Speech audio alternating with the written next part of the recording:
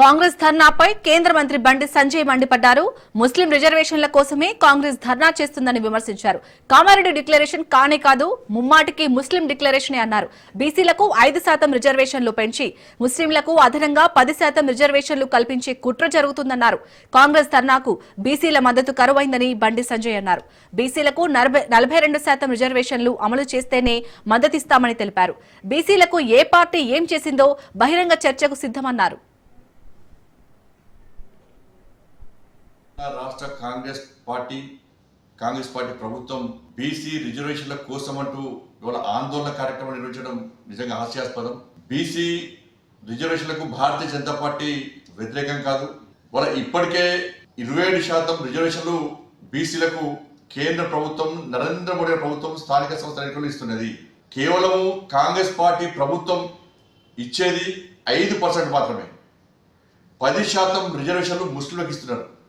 42% రిజర్వేషన్లో 10% ముస్లింలు, 5% మాత్రమే ఇలా బీసీలకు ఇస్తే దీన్ని బీసీ రిజర్వేషన్స్ అంటారా, ముస్లిం రిజర్వేషన్స్ అంటారా?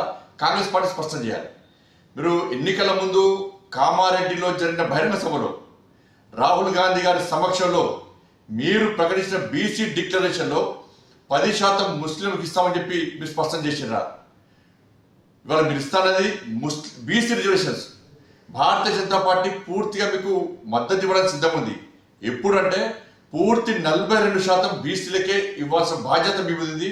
కామారెడ్డిలో మీరు ఇచ్చింది బీసీ డిక్లరేషన్, ముస్లిం డిక్లరేషన్ కాదు. కానీ ఇవాళ మీరు అమలు చేయాలనుకుంటున్నది ముస్లిం డిక్లరేషన్ అమలు చేసే ప్రయత్నం చేస్తున్నారు. అందుకే మీ వెంట బీసీలు వస్తలేరు. తెలంగాణ రాష్ట్రంలో బీసీలు వాస్తవాలు గ్రహించారు. తెలంగాణ ఉమ్మడి ఆంధ్రప్రదేశ్లో కానీ, తెలంగాణ రాష్ట్రం ఏర్పడ్డాక కానీ ఏ ఒక్కరు కూడా ఇలా బీసీని ప్రధాన ముఖ్యమంత్రి చేసే సందర్భాలు లేవు. వాళ్ళ 27 మంది బీసీ ఎంపీలను మంత్రులు చేసిన ఘనత నరేంద్ర మోడీ గారి ప్రభుత్వాన్ని. కాంగ్రెస్ పార్టీ యొక్క ద్వంద్వ విధానాలను, ఈ మైనార్టీ సంతుష్టీకరణ విధానాలను వాళ్ళ తెలంగాణ సమాజం గ్రహిస్తున్నది, గుర్తిస్తున్నది. ఇవాళ